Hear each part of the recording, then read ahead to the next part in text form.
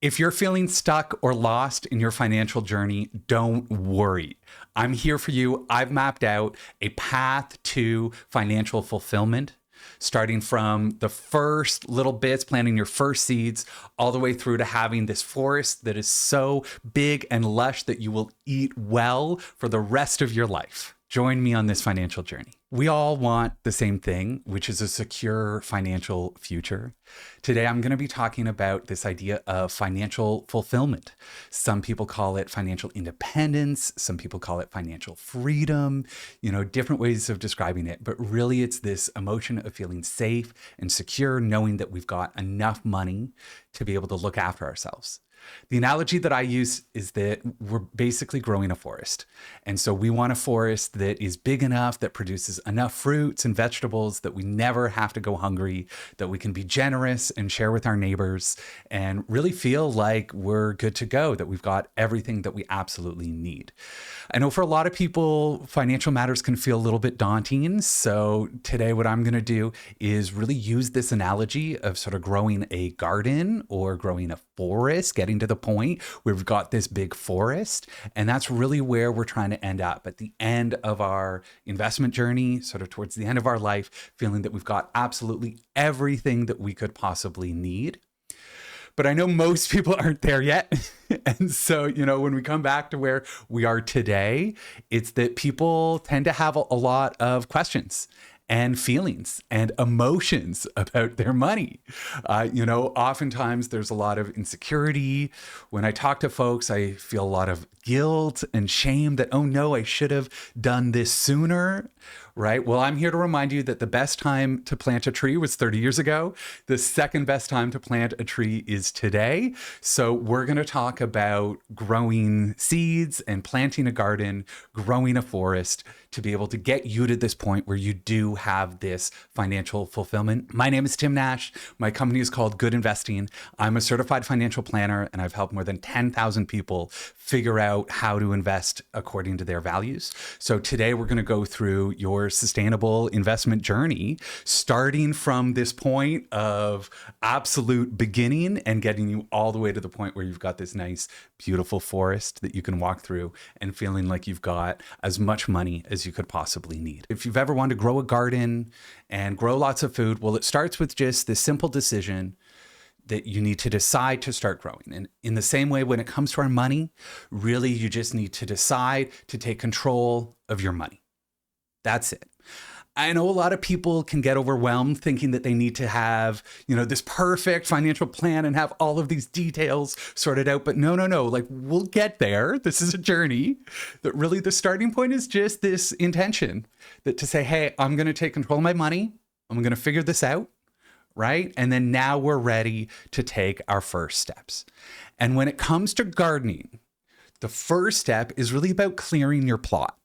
Right? So wherever you decide to start growing, we need to kind of, look at the soil a little bit, remove all the twigs, all the stones.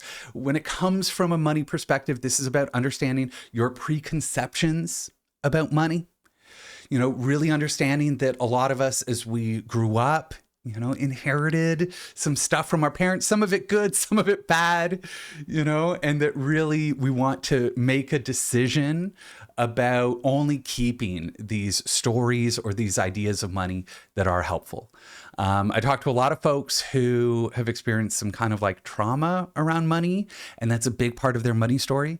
I've talked to a lot of people who have this idea that they suck at math, they're bad at math, therefore they're going to be terrible at investing. And, when you come to it with that preconception, it's just not going to help you very much. So whatever we need to do, take a few deep breaths, talk to your therapist about this stuff, but really what we want to do is start by evaluating what are our preconceptions about money, what are those feelings, what are those emotions, what are those stories we tell ourselves, and only keep the things that are helpful. Let's sort of clear the soil. Let's clear our mind of anything that's going to get in the way of us growing a nice, beautiful garden. Once we've prepped the soil, the next step is to pick our tools. So this is where, from a gardening perspective, you're going to want, your little clippers. You might need a little trowel. You might need a light if it's in the dark days of winter. You're going to need some lights there. When it comes to our money, really the tools that we need just to get started are very simple. We need a checking account. We need a savings account. And if we are ready to invest or looking ahead to that point, we are going to need an online brokerage account.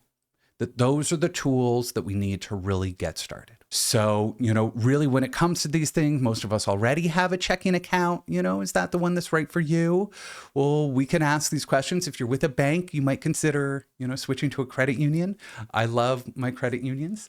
When it comes to a savings account, we want to make sure that we are earning an interest rate with our savings account, that you're at least sort of keeping up with inflation on a year-to-year basis.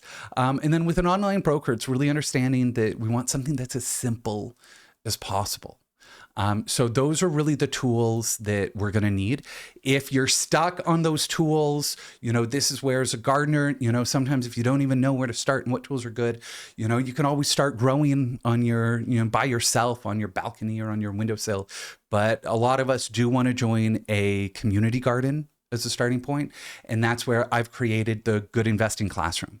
And this is a community of people who want to make intentional decisions about their money. This is where I've got lists of the best credit unions. I've got a mini course about how to fire your bank and join a credit union, where we talk about things like high interest savings account and what the best online brokerage is. So if you are really struggling here, want to invite you to join the Good Investing Classroom. I've got lots of cool resources in there. I do monthly AMAs. We're doing 2 of them a month right now so that people can come and ask me questions, but really to be able to get you started and provide you with all the information that you need to get going on this sustainable investment journey.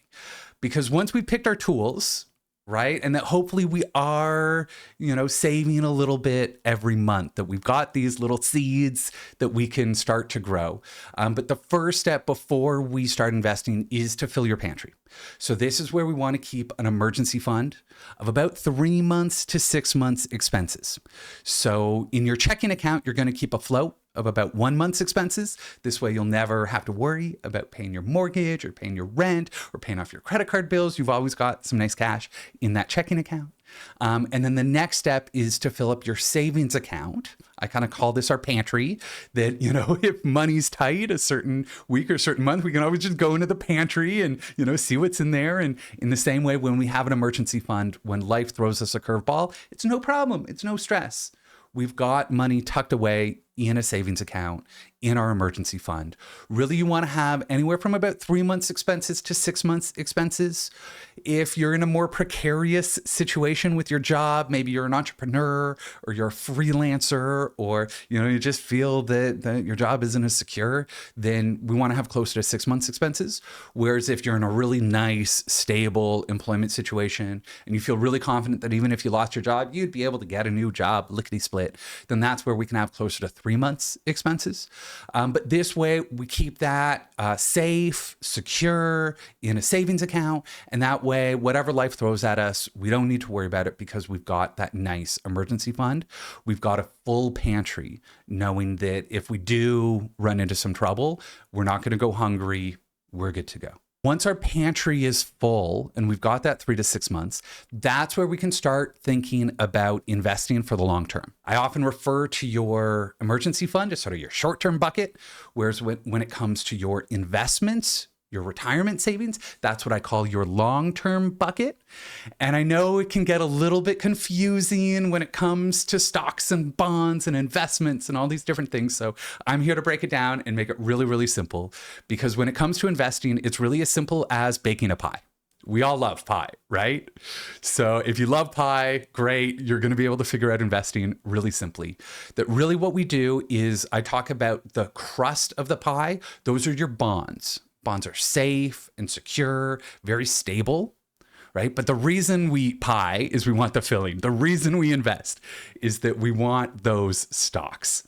That's really what we're after here. So what we're going to do is we're going to bake a pie, and it's going to be a combination of stocks and bonds.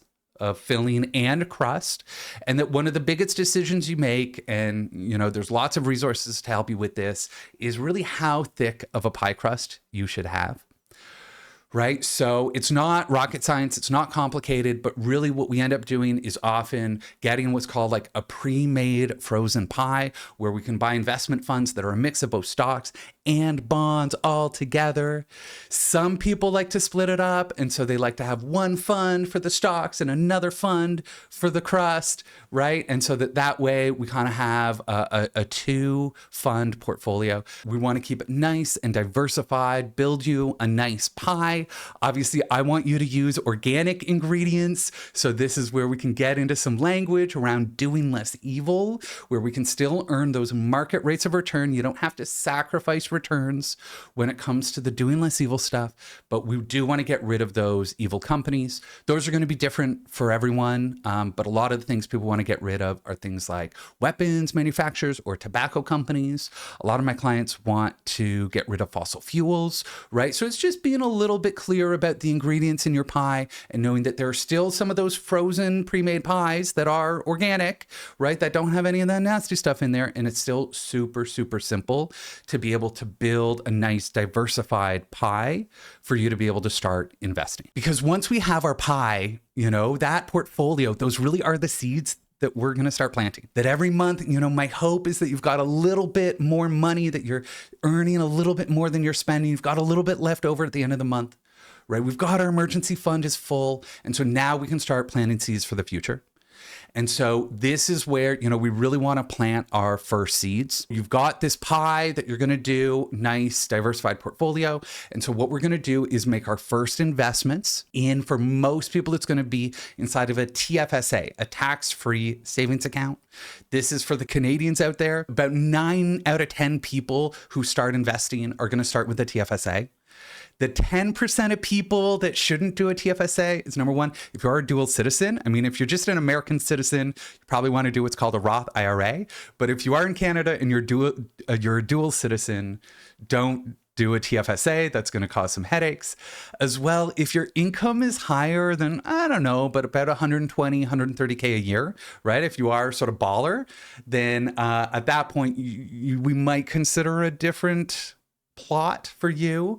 But for most people, 9 out of 10 Canadians, we are going to start with the tax-free savings account. That really is the best sort of default way to start investing. So think of your TFSA as like a plot. This is like in the garden. You've got your garden, you've got plot, the soil is nice and clear. And we're going to start planting those seeds by investing your doing less evil investments inside of that TFSA. And once we've got those seeds planted, it's really easy on a monthly basis to just really kind of water and weed your plot. Doesn't take a lot of effort.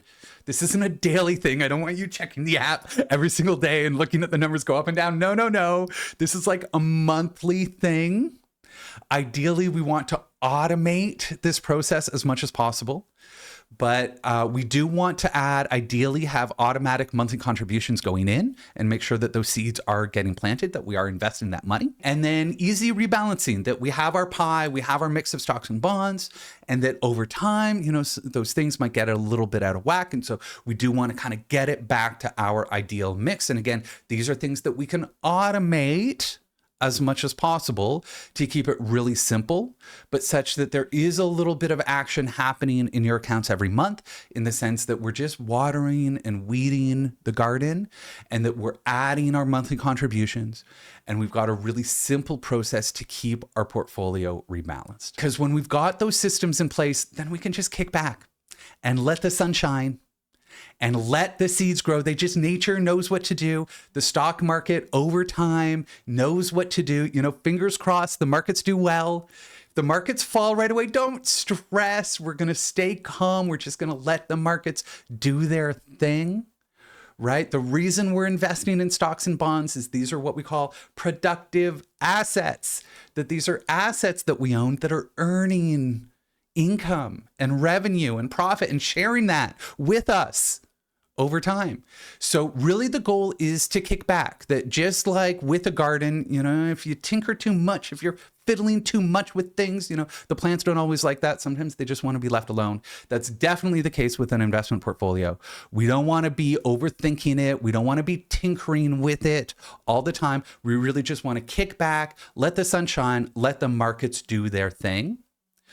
But it is important that we replant the seeds that our garden is producing. That at this point, it's, the seeds have gone into sprouts and are even into little plants, and they're generating more seeds. That, like I said, these are productive assets. So every month, every quarter, your investments are going to be paying you interest payments and dividends. And this is just money that's going to show up in your account. And so we do want to replant those seeds. We do want to reinvest those interest and dividend payments. There is a way to automate this. It's called a DRIP, D-R-I-P. And so this is called the Dividend Reinvestment Plan, where we can actually set up your accounts so that those dividends are automatically reinvested. You don't even have to think about it. Or if you're someone that likes a little bit of a hands-on kind of monthly activity, you don't want to automate it too much, that's fine too. But then you do just need to go in and roughly once a month or once a quarter, go in and those little bits of cash that have accumulated, we do want to make sure that we are reinvesting those. At this point, we've got a nice garden going, right? You're starting to see the fruits and vegetables, right, popping up. You're starting to see those investment returns. Maybe, just maybe, now's the time to grow a native organic plant, right? Something a little bit different. This is where you might consider making your first impact investment. If you've been following my channel, I'm a big fan of things like community bonds, where it's these impact investments, these crunchy granola, local investments to things like nonprofits and cooperatives. Maybe you want to join a renewable energy cooperative in your local neighborhood. Maybe there's a community bond, a nonprofit that's raising money for affordable housing. These are things where we're coloring a little bit outside the lines here. We're growing it sort of separate. We typically don't do these things inside of our tax shelters like a TFSA. You might be growing it on the side, but these are things where you can really have that positive impact. You're still earning a financial return. We're still earning that interest, right? But really the goal here is to have that positive impact. You don't want to do this with all of your money, right? We want to have most of our seeds planted in this nice, diversified garden. But, this is where you might consider buying your first community bond, your first impact investment. Could be, something that gets you a little bit excited. So if that's the case, now's the time. You've got your nice diversified portfolio growing. It's growing nicely. Maybe consider growing something a little bit different and having that first impact investment. As your portfolio grows, inevitably, we're going to get to the point where we do want to start thinking about more plots. At this point, if you started with the TFSA, your TFSA is starting to get a little bit full, maybe, And so here's where we might consider some other plots. This is where we do get into the alphabet soup of these different retirement accounts, things like an RRSP, Registered Retirement Savings Plan. There's an FHSA, First Time Home Buyers Savings Plan. And if you've got a kiddo, you might consider an RESP, a Registered Education Savings Plan. For those folks who are experiencing disability, we have the RDSP, the Registered Disability Savings Plan. So this is where it starts to get a little bit more complex, understanding, which of these other plots are going to be right for you. How to spread your seeds among these different plots is really, really important. And this is the point where you might consider hiring some help. So I'm what's known as a fee-for-service financial planner, meaning that I'm not a broker or money manager. I never touch my clients' money. Instead, I charge an hourly rate to be able to help people figure this stuff out. I provide research and education and coaching to help people understand what options are going to be right for them. So at this point, now that you've got your garden set up and it's growing, you've got some money in there, now it might make sense to hire me to be able to figure out what steps you need. At this point, you might have decided, Tim, I don't want to do this myself. I've done this sort of DIY investing and emotionally it's a little bit too much, or the complexity, I just, I can't handle it. So another path at this point would be to hire a full-time gardener. where, if you've got some stress around this, or if you're really feeling unease about your investments, that at this point you might consider hiring a full service portfolio manager. Got some great contacts and friends who are full service portfolio managers. So whether you want to book me for an hour or explore hiring a full-time gardener to be able to handle everything for you, you can go to my website, goodinvesting.com. You can request a free consultation. I'd love to chat with you, understand where you're at on your sustainable investment journey, and make sure that you're getting the help that you need to be able to keep growing your garden. So now your plots are starting to get full. We've got these different plots, right? You're watering, you're weeding, the markets are growing, your garden is thriving, and all of your plots are getting full. That if you're at the point where your RSPs and TFSA are close to getting maxed out, now you need to think about your next step, which is about start growing in the forest, that we can now expand beyond our plots and actually start growing in the forest. What this means from a financial perspective is that your tax shelters are maxed. So you need to start investing in a taxable account. Okay, not a big deal. This is a huge high five moment, right? That if you've got your tax shelters maxed out, that is an unbelievable goal to achieve. Congratulations, you can now afford to start paying taxes. This does mean that since we're growing, out in the forest, we're going to have little deer and little animals come and start eating part of our fruits, right? So this is going to be the taxes that you are going to be paying only on your profits. I want to be clear, we only get taxed on our gains or on our profits, so there's no way to lose from this at all. But once your tax shelters are full, we do start investing in taxable accounts. The analogy I use here is that we are sort of growing plants in the forest now, that this is what allows our garden to grow beyond what we just need, right? That at this point, there's a good chance that we've got sort of more than enough. But this is where tax strategies start to come into it. This is where, getting a little bit more help or having a full-time gardener is going to be even more valuable. And as we start growing in the forest, you might consider carving out a larger area for permaculture, right? This is where these sustainable investment strategies can start to get really cool. We have now sort of put on our own oxygen mask and we've secured our financial future, right? We've got enough. Hopefully, we've even got more than enough. Right. So this is where we can carve out a bigger part of our portfolio for these impact investments. So this is where it can get really fun, carving out a bigger piece of the pie for things like community bonds, for things like renewable energy co-ops, for things like affordable housing or social enterprise, or these really cool things where we can start building a more vibrant local economy. Sometimes I get folks where they're like, Tim, I'm really participating in capitalism here. And yes, you are. I want you to participate in capitalism and get those market rates of return, especially when you're at the start of your investment journey. That's so critical. But when we get to the point where you're in good financial shape, that's when we can start to explore some of these trade-offs a little bit more, either have a little bit of higher risk or maybe earn a slightly lower return. But in order to have that positive impact, invest in regeneration, invest in alternative economic models. That's where we can start to play around with that, sort of having that larger part of your plot, carved out for permaculture. We can start to have a little bit more fun, because this is really where, you're now at the point where you can eat well from the proceeds of your forest. So if you've gotten to this stage, it's awesome. Congratulations. My hope is that the numbers are big enough that you don't feel stress around money, that you don't, you really feel this sense of abundance.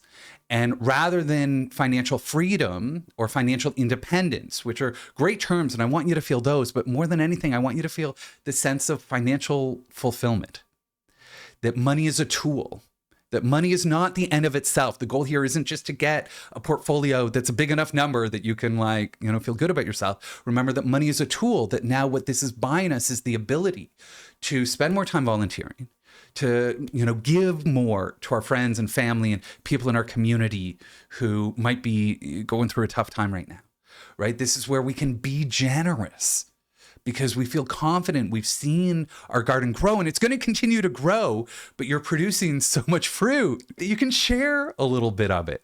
and that you can be generous with yourself, that you don't need to be working so hard, that maybe you can shift to a part-time position, this idea of partial retirement, especially if you've got a job, if you're lucky to have a job that you love doing. We don't need to go into full retirement at any point. We can just start to slow down on the money making, because now we have a force that's big enough that it's able to meet all of our needs.